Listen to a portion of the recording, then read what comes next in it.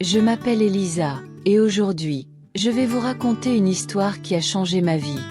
Une histoire qui m'a marqué à jamais, une histoire qui m'a brisé, une histoire que j'aurais préféré ne jamais vivre, mais qui fait pourtant partie de moi. Pendant longtemps, j'ai hésité à en parler, à mettre des mots sur ce que j'ai ressenti, sur ce que j'ai vécu. Parce que ce n'est pas juste une histoire d'amour. C'est une histoire de passion, d'illusion, de douleur et de regret.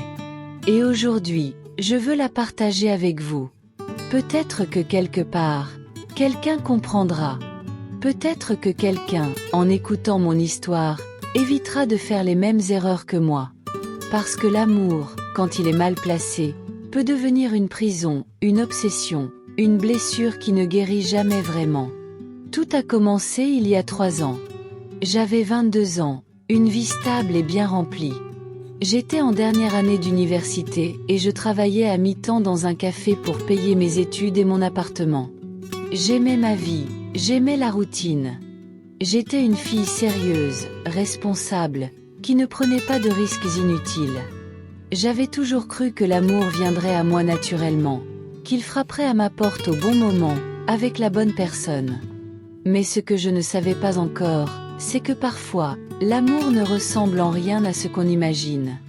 C'est un jour d'automne que tout a changé. Ce jour-là, il est entré dans le café où je travaillais. Et sans le savoir, il a bouleversé mon existence. Il s'appelait Samuel.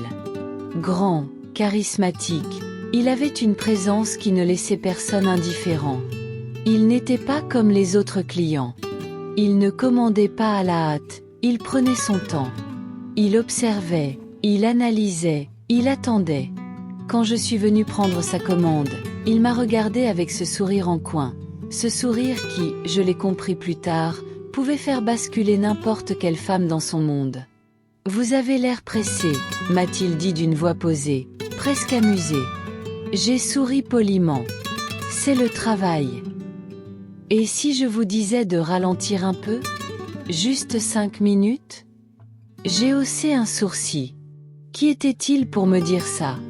Mais quelque chose en lui m'intriguait déjà. Ce jour-là, je ne savais pas encore que ces 5 minutes allaient devenir des heures, des jours, des nuits entières passées à penser à lui. Les jours ont passé, et Samuel est revenu, encore et encore. Il trouvait toujours un prétexte pour me parler. Il posait des questions sur moi, il voulait connaître mes goûts, mes rêves, mes peurs. Il me regardait avec une intensité troublante, comme s'il voyait à travers moi. J'aurais dû me méfier. J'aurais dû comprendre que ce genre d'homme ne vient jamais sans conséquences. Mais à l'époque, je n'étais qu'une fille naïve qui croyait encore aux belles histoires. Petit à petit, il s'est rapproché. Il ne m'a jamais précipité, il a pris son temps, comme un prédateur qui sait exactement quand frapper. Il m'envoyait des messages tard le soir, il me faisait rire, il m'écoutait comme si j'étais la seule personne qui comptait. Il savait quoi dire, comment le dire. Il jouait avec moi d'une manière que je ne comprenais pas encore. Puis, un soir, tout a basculé. Nous étions dehors, en train de marcher après mon travail.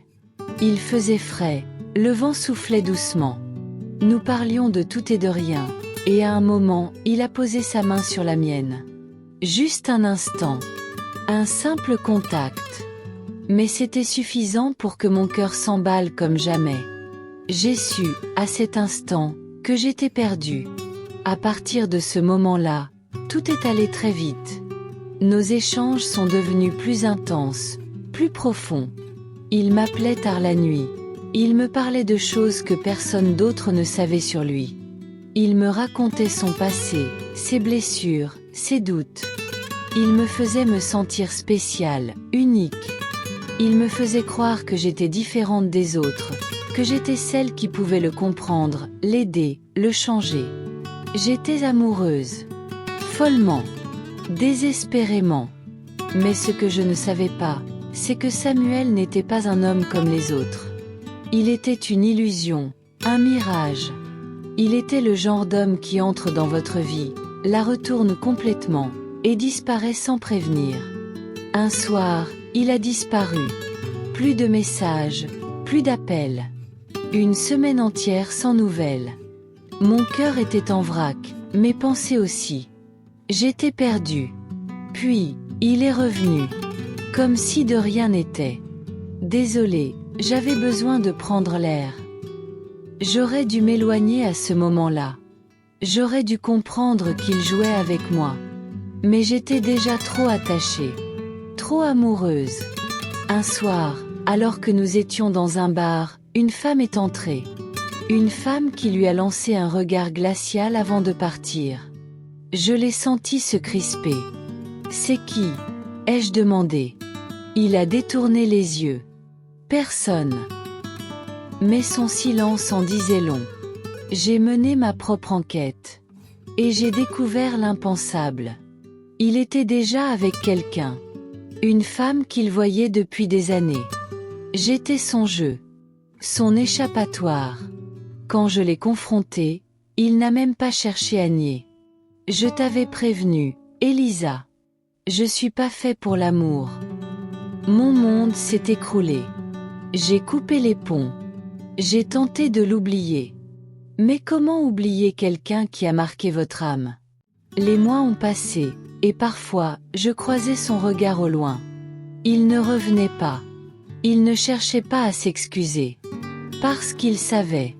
Il savait que j'étais déjà brisée.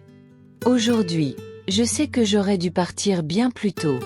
Que je me suis perdue en lui. Que j'ai aimé un homme qui ne m'a jamais aimé en retour. Et c'est ça, la pire des douleurs. Aimer quelqu'un qui n'a jamais eu peur de vous perdre. Parce que parfois, la personne qu'on aime le plus, est aussi celle qui nous fait le plus de mal. En conclusion, cette expérience marquante a mis fin à mon histoire de manière abrupte et inattendue. La longueur de 32 cm a symbolisé un point de rupture, marquant la fin d'un chapitre de ma vie. Cet événement a laissé une empreinte indélébile dans ma mémoire.